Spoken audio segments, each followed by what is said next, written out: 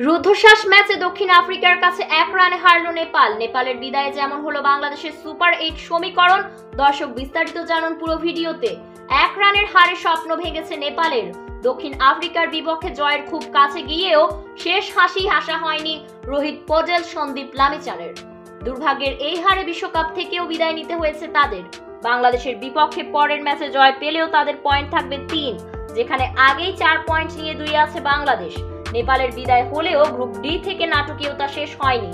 বিদায় নিয়ে নেপাল হয়েছে শ্রীলঙ্কার সঙ্গী, আর দক্ষিণ আফ্রিকা আগেই গিয়েছে সুপার 8-এ। এবার সুপার 8-এ D2 স্পটের জন্য লড়াই আছে বাংলাদেশ এবং নেদারল্যান্ডস।